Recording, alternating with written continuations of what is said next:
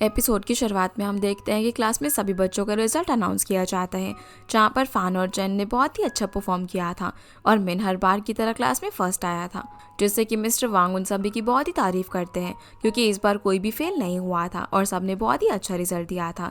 इसके बाद वो स्टाफ रूम में चले जाते हैं, जहाँ चैन का फ्रेंड उनसे रिजल्ट रिलेटेड कुछ बात करने के लिए जाता है।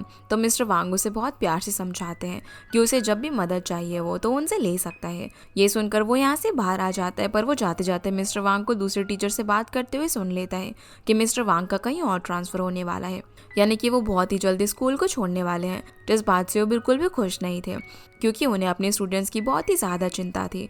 जो सब सुनकर वो लड़का ये सारी बातें चैन और बाकी लोगों को भी बताता है। वो यहाँ पर सोचने लग जाते हैं कि कहीं इसीलिए तो मिस्टर वांग इतने टाइम से उन्हें अच्छे से बिहेव नहीं कर रहे थे, क्योंकि वो सच में उन्हें छोड़कर जाने वाले हैं। जो सोचकर ही सभी लोग काफ़ी परेशान होने लगते हैं, पर चैन को लगता है कि मिस्टर वांग कहीं भी नहीं जाने वाले, वो एकदम पहले जैसा ही बिहेव कर रहे हैं। इसके बाद वो लोग मिस्टर वांग की क्लास भी लेते हैं और देखते हैं कि वो क्लास में बहुत ही ज़्यादा सैड होते हैं। दूसरी तरफ हम देखते हैं कि स्कूल के बाद मिन घर पर आता है, तो उसके डैड रिजल्ट देखकर उस पर गुस्सा करने लग जाते हैं क्योंकि भले ही चैन ने क्लास में टॉप किया था, लेकिन उसके डैड उससे और भी अच्छे मार्क्स एक्सपेक्ट करते थे। वो मिन को यहाँ पर डांटते हैं कि उसे पढ़ाई पर ध्यान देना चाहिए।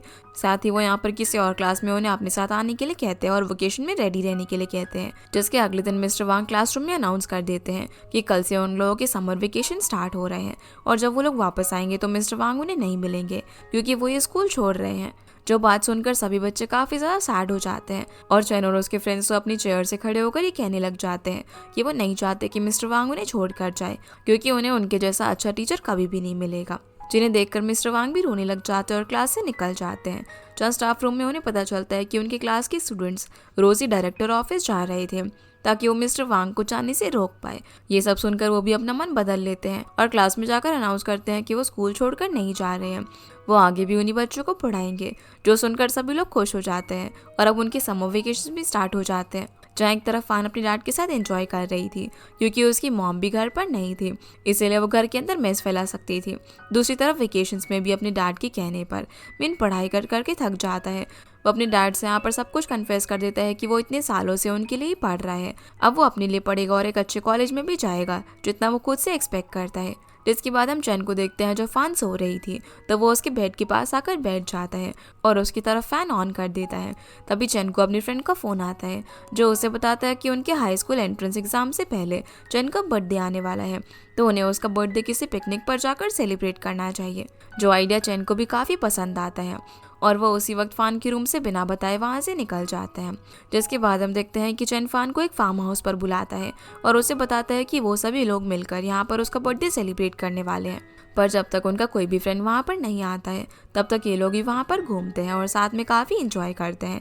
इसके बाद अचानक वहाँ पर बारिश शुरू हो जाती है, तो वो एक शेल्टर के नीचे बैठ जाते हैं जहाँ वो बातें करते हैं कि ये समर वेकेशन शायद उनकी लास्ट समर वेकेशन है जिसमें वो साथ हैं, क्योंकि जब उनका कॉलेज एंट्रेंस एग्ज़ाम होगा तब वो सभी लोग अलग हो जाएंगे और शायद कभी ऐसे इंजॉय नहीं कर पाए। जो सुनकर वो दोनों स्माइल करने लग जाते हैं क्योंकि उन्होंने स्कूल में बहुत टाइम साथ में बिताया था। तभी फान यहाँ पर चैन से पूछती है कि क्या उसे स्कूल में कोई लड़की मिली जिसे वो पसंद करता हो। जो चीज़ सुनते ही वो फान को देखने लग जाता है क्योंकि वो तो हमेशा से ही उसे पसंद करता था, लेकिन वो ये बात उस वक्त उसे नहीं कह पाता और उससे पूछने लग जाता है कि वो किसे पसंद करती है। पर वो भी यहाँ पर इस बात का जवाब नहीं देती। वो चैन के शोल्डर पर थोड़ी देर के लिए सो जाती है और चैन तो बस उसे देखता ही रह जाता है क्योंकि उसने फान को कभी भी इतने क्लोज से नोटिस नहीं किया था। ये मोमेंट उसके लिए बहुत ही अच्छा था और उसका बेस्ट बर्थडे गिफ्ट भी होता है। इसके बाद ये दोनों फार्म से निकलकर अपने घर जा रहे होते हैं, जहाँ चैन फान से बोलता है कि तुमने मुझे अभी तक अब मेरा बर्थडे गिफ्ट नहीं दिया, तो वो उसे मजाक में बोल देती है कि वो यहाँ पर आई यही उसका बर्थडे गिफ्ट है, जिससे कि चैन अपसेट होने का नाटक करने लग जाता है। पर तभी फान उसका गिफ्ट निकालती है और वो था एक नेकलेस, जिसके खोलने पर चैन को उसके अंदर अपनी और फान की एक छोटी सी फोटो दिखती है और एक कोड भी लिखा हुआ था जिसे वो समझ नहीं पाता, पर वो गिफ्ट उसे काफ़ी पसंद आता है और वो उसी वक्त उस नेकलेस को अपने गले में पहन लेता है। दूसरी तरफ हम चैन की डैड को देखते हैं जिन्हें सफाई करते वक्त अचानक से चक्कर आ जाता है, तो वो उसी वक्त हॉस्पिटल जाकर अपना टेस्ट करवाते हैं और उन्हें पता चलता है कि वो यूरेमिया की लास्ट स्टेज पर है, यानी कि उनकी किडनी फेल हो चुकी थी और उन्हें जल्द से जल्द ट्रीटमेंट की ज़रूरत थी। जो सुनकर वो तो यहाँ पर काफ़ी ज़्यादा टेंशन में आ जाते हैं, पर वो किसी को भी इस बारे में नहीं बताते। जिसके बाद हम फान और चैन को देखते हैं, जो कि अपनी डैड की शॉप पर बैठे हुए थे और म्यूजिक सुनते सुनते पढ़ाई कर रहे थे। या उन दोनों के हाथ एक दूसरे से टच हो रहे थे। जो सब फेल करके चैन तो काफ़ी खुश हो रहा था। तभी डैड वहाँ पर आ जाते हैं, जो कि टेस्ट की वजह से काफ़ी परेशान हो रहे थे। ये चीज़ चैन भी नोटिस कर लेता है कि उसके डैड काफ़ी अपसेट है, क्योंकि वो उन पर ध्यान नहीं दे रहे होते। तभी चैन हमें यहाँ पर नरेशन से बताता है कि इस समर में उन्होंने काफ़ी ज़्यादा एंजॉय किया, क्योंकि वो जानते थे कि अब वो चीज़ उनसे दूर जा चुकी है और ये जो टीनेज लाइफ है वो अब उनके पास कभी भी नहीं आएगी। चैन अब यहाँ पर फान को बताता है कि ज़रूर उनके डैड उनसे कुछ छुपा रहे हैं, तभी वो इतने सैड हैं। जिसके बाद ये दोनों काम खत्म करके चैन के घर पर जाते हैं, जहाँ पर डैड उन दोनों को शॉप संभालने के लिए ट्रीट देते हैं और अच्छा खाना खिलाते हैं। अब इन लोगों के समर वेकेशंस खत्म हो चुके थे और ये लोग स्कूल में सीनियर बन चुके थे, जहाँ क्लास में वान वान भी अब एकदम ठीक होकर डिप्रेशन से बाहर निकल कर आ चुकी थी। जिस वजह से सभी लोग काफ़ी खुश होते हैं और वो एक प्लेज भी करते हैं कि अब वो एडल्ट बन चुके हैं, तो वो लोग अच्छे से पढ़ाई करेंगे और रिस्पॉन्सिबल बनेंगे। ये सब बोलकर वो लोग कड़ी मेहनत पर लग जाते हैं और अच्छे से पढ़ाई करते हैं, जहाँ मिस्टर वांग भी इन्हीं के साथ थे।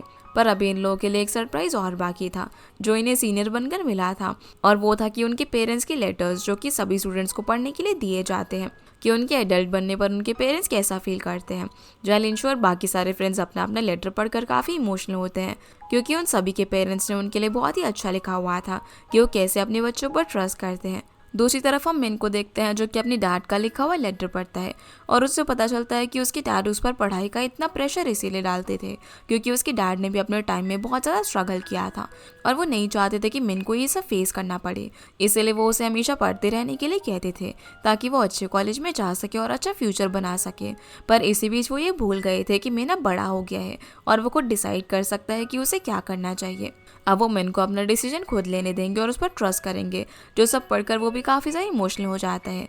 इसके बाद हम फान और चैन को देखते हैं। सबसे पहले ये दोनों चैन का लेटर पढ़ते हैं, जिसमें चैन के डैड ने उसके लिए लिखा हुआ था कि कैसे उन्होंने सिंगल फादर होकर उसको बड़ा किया और वो बस इतना चाहते थे कि वो खुश रहे और आगे बढ़े, क्योंकि उनके लिए वो मोमेंट सबसे बेस्ट था जब वो उसके फादर बने थे। ये सब पढ़कर वो काफ़ी ज़्यादा इमोशनल हो जाता है। इसके बाद दोनों फान का लेटर पढ़ते हैं, जिसमें उसके मॉम डैड ने उसके बारे में लिखा हुआ था कि भले ही कुछ भी हो जाए और चाहे उन्हें अपना घर ही क्यों ना बेचना पड़े, पर वो लोग किसी भी तरीके से उसकी बीमारी को ठीक करेंगे और एक दिन वो ज़रूर रिकवर हो जाएगी, क्योंकि वो बस अपनी बेटी को हेल्दी देखना चाहते थे। जहाँ सभी लोग अपने अपने लेटर पढ़कर काफ़ी ज़्यादा इमोशनल हो रहे थे। फिर हम देखते हैं कि रात को पढ़ाई करते वक्त फान अपने रूम से बाहर आती है, तो अपने डैड को मॉम से कॉल पर बात करता हुआ सुन लेती है, जहाँ उसे पता चलता है कि चैन अडॉप्टेड है, यानी कि उसके डैड उसके स्टेप फादर थे और वो फान के डैड से चैन की मॉम का असली कॉन्टैक्ट नंबर मांग रहे थे, ताकि वो उसे बात कर सके और चैन के बारे में बता सके। जो सब चीज़ें फान के लिए काफ़ी ज़्यादा शॉकिंग होती हैं। अगले दिन फिर वो चैन को ये सब बताने की कोशिश करती है, पर वो ये उसे नहीं बता पाती और बस इतना समझाती है कि अगर चैन को कभी पता चले कि फान ने उससे कोई बात छुपाई है तो वो उसे नाराज़ ना हो, जो चीज़ उसे इस वक्त मजाक लगती है। पर जब वो अपने घर वापस जाता है तो देखता है कि उसके डैड घर का कुछ सामान बेच रहे होते हैं, क्योंकि उनके पास रेंट पे करने के पैसे नहीं थे। और यहाँ अब चैन की डैड उसे अपने पास बैठाकर बात क्लियर करते हैं। वो उसे बता देते हैं कि कैसे जब उसका बर्थ होने वाला था तो उसकी मॉम किसी और के साथ इंगेज थी, इसलिए जब चैन का जन्म हुआ तो उसकी मॉम की फैमिली ने चैन को एक्सेप्ट नहीं किया और उसकी फैमिली ने चैन को अपनी मदर से दूर करके फान के डैड को दे दिया, जो कि चैन की असली मॉम के कज़न थे। वहाँ से फिर फान के डैड ने चैन को उन्हें दे दिया, यानी कि वो उसके रियल डैड नहीं है बल्कि स्टेप डैड है, क्योंकि उन्होंने उसे अडॉप्ट किया था। वो आज तक उसे अपनी असली बेटी की तरह रखते थे, क्योंकि उनके लिए उनकी लाइफ में उसके आना सबसे बेस्ट मोमेंट था। यहाँ तक कि चैन की असली मॉम ये भी नहीं जानती थी कि चैन जिंदा भी है या फिर नहीं, क्योंकि उनकी फैमिली में ये बताया गया था कि चैन के पैदा होते ही उसकी मौत हो गई, जो सुनकर उसे काफ़ी बड़ा शौक लगता है, क्योंकि आज तक वो एक फ्री माइंडेड बॉय था जिसे पता था कि भले ही उसकी फैमिली में उसका कोई ना हो पर उसके डैड उसके साथ है। लेकिन जैसे उसे पता चलता है कि वो उसके अडॉप्टेड डैड है तो वो उससे काफ़ी ज़्यादा नाराज़ हो जाता है, क्योंकि आज तक उसने ये बात उससे छुपाई थी। इसीलिए वो घर से भाग भी जाता है। जब रास्ते में उसे फान आते हुए मिलती है तो वो उसे भी बात नहीं करता और बस ये कहकर चला जाता है कि फान ने भी उसे धोखा दिया, जबकि वो सब कुछ जानती थी। फान अब यहाँ से चैन के घर जाती है, जहाँ पर चैन की डैड की तबीयत खराब होने की वजह से वो ज़मीन पर गिरे हुए थे, जिन्हें फान और उसके डैड संभालते हैं। और जब उन्हें पता चलता है कि चैन सब कुछ जान चुका है तो वो दोनों चैन को ढूंढने के लिए निकल जाते हैं। जहाँ चैन किसी गांव में पहुंच गया था और वहाँ वो कुछ खेलते हुए बच्चे और उनकी मॉम्स को ध्यान से देख रहा होता है, जिसकी वजह से वो काफ़ी इमोशनल भी हो जाता है। दूसरी तरफ सभी लोग उसे हर जगह पर ढूंढ रहे थे, पर चैन अपने शहर के उस ब्रिज पर आकर सोचने लग जाता है कि उसे पहले लगता था कि इस दुनिया में उसके साथ बहुत सारे लोग हैं, पर अब उसे पता चला कि इस दुनिया में उसके लिए यहाँ पर एक छोटी सी जगह भी नहीं है। तो सब सोचकर वो काफ़ी ज़्यादा इमोशनल हो जाता है। अब पूरी रात बीत जाती है पर चैन घर पर नहीं आता, इसलिए उसके डैड भी काफ़ी ज़्यादा अपसेट होते हैं। अगले दिन फिर फान और उसके डैड चैन के घर ब्रेकफास्ट लेकर आते हैं, जहाँ उन्हें पता चलता है कि चैन अब तक घर पर नहीं लौटा है। तो वो उसके डैड को समझाने लग जाते हैं कि वो जल्दी घर पर आ जाएगा। उसी वक्त चैन भी वहाँ पर आ जाता है, पर वो अपने आप को अपने रूम में बंद कर लेता है, जब फान उसे समझाने की कोशिश करती है कि उसे अपने इमोशंस पर कंट्रोल रखना चाहिए और अपने डैड के बारे में सोचना चाहिए, क्योंकि उन्होंने बहुत मेहनत से अकेले उसे बड़ा किया था। पर फिर भी वो गेट नहीं खोलता, जिसकी वजह से फान क्लास में भी पूरे दिन परेशान रहती है, क्योंकि उसे फान की बहुत ज़्यादा फिक्र हो रही थी कि उसने खाना खाया होगा या फिर नहीं। दूसरी तरफ चैन के डैड दरवाजे के बाहर बैठकर उसे सब कुछ बताते हैं कि जब उन्होंने उसे पहली बार गोद में लिया तो वो बहुत ज़्यादा डरे हुए थे, क्योंकि वो बचपन से ही बहुत ज़्यादा क्यूट और गुड लुकिंग था और उसके आने से पहले उन्होंने ये सोच लिया था कि वो हमेशा ही अकेले रहने वाले हैं और उनकी लाइफ में उन्हें कभी भी खुशी नहीं मिलेगी। पर जब वो उनकी लाइफ में आया तो उनकी लाइफ एकदम से चेंज हो गई और उन्हें एक रीज़न मिल गया अपनी लाइफ जीने का, क्योंकि उनके पास अब चैन था, जो सुनकर चैन को भी समझ में आ जाता है कि उसके डैड ने उसके लिए कितना कुछ किया है और उसे भी अपने डैड को समझना चाहिए। इसलिए वो अब अपने रूम का दरवाज़ा खोल देता है। वो अब उनसे बिल्कुल भी नाराज़ नहीं था और यहाँ पर उनसे बात भी करने लग जाता है, जहाँ डैड उसे बताते हैं कि उन्होंने बहुत बार ट्राई किया कि वो उसे बता दे कि उसकी मॉम अब भी जिंदा है, और यहाँ तक कि उसकी मॉम ने भी बहुत बार उससे मिलने की कोशिश करी, पर वो जानते थे कि चैन अभी इतना मैच्योर नहीं है कि वो ये सच हैंडल कर पाए, इसीलिए उन्होंने ये सारी बातें छुपाई। इसलिए चैन यहाँ पर अब अपने डैड को माफ़ कर देता है और उनके लिए ब्रेकफास्ट बनाता है। जिसके बाद वो स्कूल जाता है, जहाँ पर फान उससे बात करने की कोशिश करती है, पर वो उससे अब भी नाराज़ था और बात नहीं करता। जब वो उससे बात करने के लिए आती है तो बास्केटबॉल का बहाना करके वहाँ से चले जाता है, जिसकी वजह से फान दुखी होकर मिन के पास बैठ जाती है और बोलती है कि अब वो चैन को मनाने का ट्राई नहीं करेगी, क्योंकि वो बहुत ज़्यादा ओवर रिएक्ट कर रहा है। तो मिन उसे समझाता है कि उसे तब तक उससे माफ़ी मांगनी चाहिए जब तक वो मान नहीं जाता, क्योंकि वो उसे अपनी सबसे ज़्यादा क्लोज मानता था और उसी ने उसे ये बात छुपाई, जिसकी वजह से फान उसे बास्केटबॉल कोर्ट में मनाने के लिए जाती है, जहाँ वो उसे अपने हाथों से खाना खिलाने की कोशिश करती है, पर वो होमवर्क करने के बहाने वहाँ से चला जाता है। इसके बाद मिन भी चैन को समझाने की कोशिश करता है कि उसे इस तरीके से फान को अकेला नहीं छोड़ना चाहिए, वो दोनों फ्रेंड्स हैं ना, तो उन्हें एक दूसरे को इस तरीके से इग्नोर नहीं करना चाहिए। इस पर चैन उसे बताता है कि वैसे भी फान के पास बहुत सारे फ्रेंड्स हैं, तो वो अकेली क्यों पड़ेगी, और वो फान को अपनी बेस्ट फ्रेंड मानता था, जिसने कि मुझसे इतनी बड़ी बात छुपाई, तो वो अब उससे बात नहीं करेगा। आगे हम देखते हैं कि स्कूल से निकलते वक्त बहुत तेज बारिश हो रही थी, तो लिंशु फान से पूछती है कि वो अपना अम्ब्रेला लेकर आई है या फिर नहीं। तो फान बोलती है कि वो अपने बैग का शेल्टर लेकर चली जाएगी, जो सुनकर चैन बाहर फान का वेट करने लग जाता है ताकि वो उसके साथ अम्ब्रेला में घर जा सके। पर फान को लिंशु का बॉयफ्रेंड यहाँ पर अपना अम्ब्रेला दे देता है, क्योंकि वो उसके साथ एक ही अम्ब्रेला में जाना चाहता था। और जब फान उस अम्ब्रेला को लेकर बाहर आती है तो चैन उसके हाथ में अम्ब्रेला देखकर गलत समझ लेता है कि फान ने वापस से उसे झूठ बोला कि उसके पास अम्ब्रेला नहीं है, इसलिए वो गुस्से में वहाँ से चला जाता है। अगले दिन अब जब वो स्कूल से निकलती है तो फान चैन का वेट करती है, पर वो अपनी साइकिल लेकर वहाँ से निकल जाता है। इसके बाद हम देखते हैं कि चैन उसके और फान की फेवरेट रेस्टोरेंट में बैठा हुआ था और नूडल्स खा रहा था, तो फान भी वहाँ पर आकर बैठ जाती है। और जब वो रेस्टोरेंट के ओनर से बातें कर रही थी तब वो उसे बताता है कि उसकी बेटी ने अभी एक बेबी को जन्म दिया है, तो वो उसका ख्याल रखने जा रहा है, क्योंकि उनके लिए रेस्टोरेंट से ज़्यादा अपनी बेटी की वैल्यू है। जहाँ चैन उसे बताती है कि उसने भी अपने चाइल्डहुड फ्रेंड को खो दिया है, तो उन्होंने उसे समझाता है कि इस जनरेशन में एक अच्छा फ्रेंड मिलना बहुत ही मुश्किल है। जो भी उनके क्लोज वंस है तो उन्हें उनके साथ ही रहना चाहिए, ना कि उनसे दूर जाना चाहिए।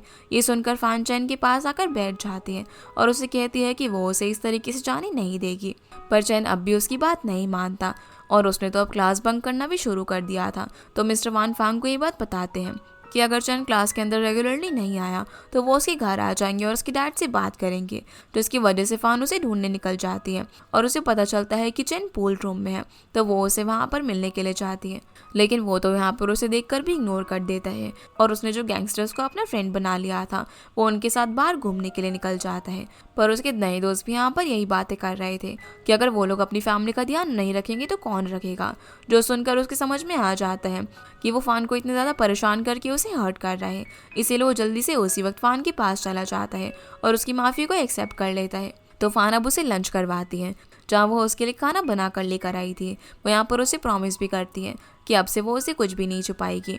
जिसके बाद चैन घर पर जाता है तो उसके डैड ने भी उसके लिए काफ़ी सारा खाना बनाया हुआ था। तभी फान भी अपने डैड के साथ वहाँ पर कुछ डिशेस लेकर आ जाती है और वो सभी लोग मिलकर साथ में खाना खाते हैं। फान फिर चैन का रूम देखने लग जाती है। तभी उसकी नज़र बेड के नीचे पड़े हुए हील्स के पेयर पर पड़ती है। वो समझ जाती है कि वो हील्स चैन ज़रूर उसी के लिए लेकर आया होगा। तभी चैन भी वहाँ पर आ जाता है, जो कि फान से वो हील्स लेने की कोशिश करता है, पर वो उसे मना कर देती है और बोलती है कि अब तो वो इन्हें अपने पास ही रखेगी। जिसके बाद फान और चैन उसकी मॉम से मिलने के लिए चाहते हैं। वो यहाँ पर अपनी मॉम से मिलने में काफ़ी ज़्यादा नर्वस हो रहा था, तो उसके डैड उसे समझाते हैं कि उसकी मॉम बहुत ही अच्छी इंसान है और वो कब से उसका वेट कर रही थी, तो उसे उनसे मिलने ज़रूर जाना चाहिए। चैन फिर अपनी मॉम से मिलते हैं और वो उनके सामने काफ़ी ज़्यादा शाय फील कर रहा था, जहाँ उसकी मॉम उसे एक स्वेटर भी गिफ्ट करती है और बताती है कि वो अपने बेटे को बहुत ज़्यादा मिस करती थी और वो बिल्कुल उन्हीं की तरह दिखता है। जहाँ वो चैन को देखकर काफ़ी ज़्यादा खुश भी थी और वो उसे अपने साथ चलने के लिए कहती है, क्योंकि अब वो उसकी स्कूल और कॉलेज की फ़ीस को अवॉर्ड कर सकती थी। जिस बात के लिए चैन अभी उन्हें हाँ तो नहीं कहता, पर सोचने लग जाता है। दूसरी तरफ फान की डैड और चैन की डैड बात कर रहे थे, जहाँ चैन के डैड उनसे बोलते हैं कि उनकी तबीयत अब बहुत ज़्यादा ख़राब होती जा रही है और उन्हें हर हफ्ते डायलिसिस भी करवाना पड़ सकता है, जिसमें बहुत सारा खर्चा आने वाला था। पर वो इस बारे में चैन को नहीं बताना चाहते थे और ना ही वो अपना ट्रीटमेंट करवाने वाले थे, क्योंकि उन्हें चैन के कॉलेज एंट्रेंस एग्ज़ाम के पैसे इकट्ठा करने थे। तभी फान वहाँ पर आ जाती है, जो वहाँ बस चैन की डैड की बीमारी के बारे में सुन लेती है कि वो किसी वजह से बीमार है, पर वो ये नहीं जान पाती कि वो इतनी ज़्यादा सीरियस है। वो अब यहाँ पर चैन की डैड को बताती है कि वो अपनी मॉम से मिल लिया है और उन दोनों ने काफ़ी सारी बातें करी। चैन अब वापस से घर आ जाता है, जहाँ उसके डैड उससे पूछते हैं कि आखिर उसकी और उसकी मॉम की मीटिंग कैसी रही। तो वो उन्हें बताता है कि उसकी मॉम तो बहुत ही अच्छी है और वो एक्सेप्टेबल भी है। तो डैड उसे समझाते हैं कि वो एग्ज़ाम्स के बाद अपनी मॉम के साथ रहने के लिए भी जा सकता है। ये सुनकर उसे थोड़ा सा बुरा लगता है। अपने डैड को बताता है कि वो तो अपनी मॉम के साथ जाने भी वाला है, क्योंकि वो उसकी कॉलेज फीस भरने के लिए तैयार है। वो जिस सिटी के अंदर रहती है वहाँ पर कॉलेज भी काफ़ी अच्छे हैं।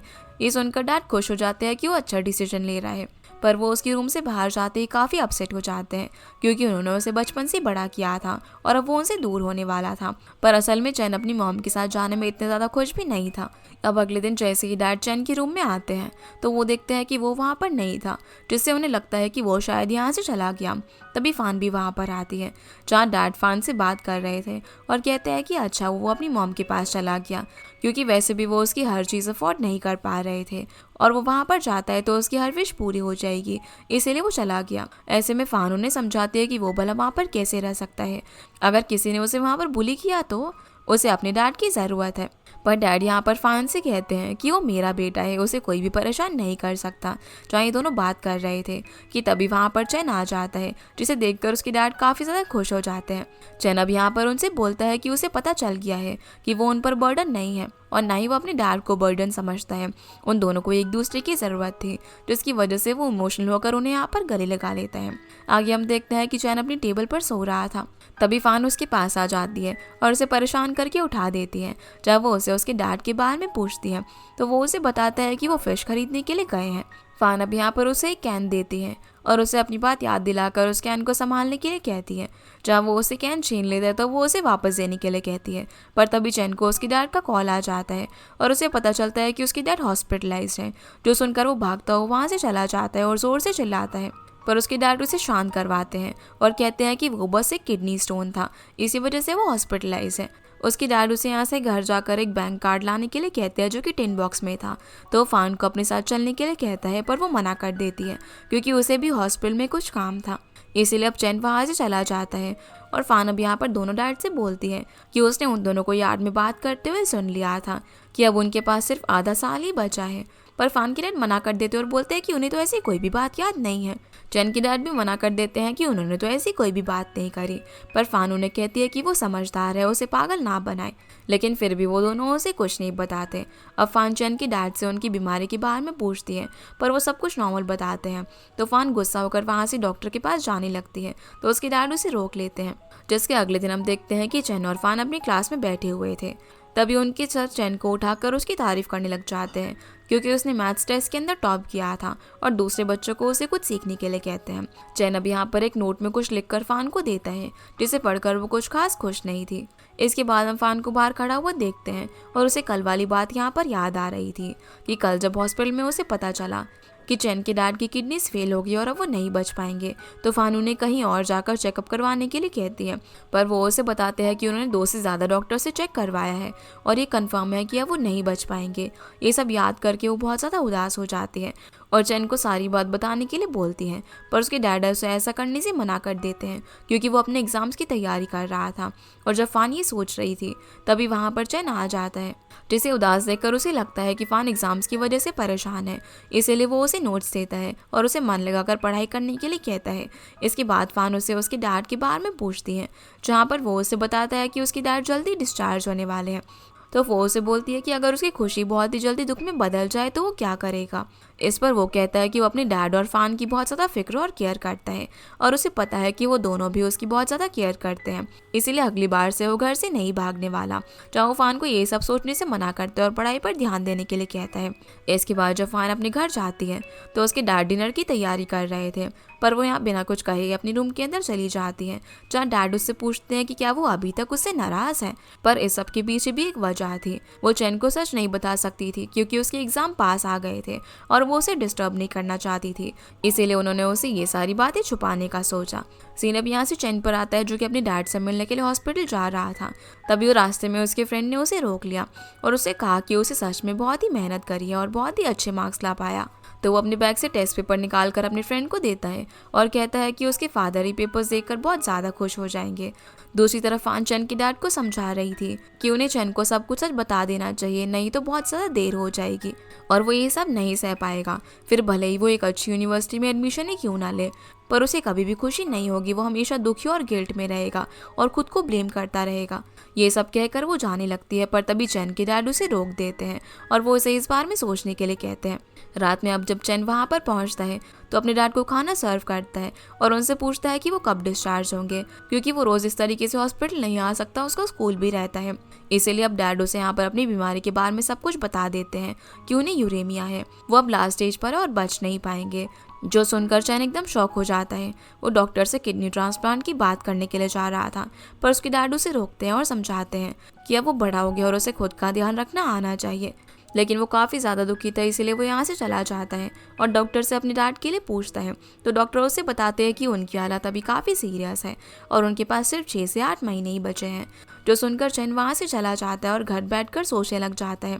तभी वहाँ पर फान आती है। वो उसे समझाती है कि वो उसके साथ है, पर वो रोने लग जाता है तो फान उसे यहाँ पर हक करके चुप करवाती है।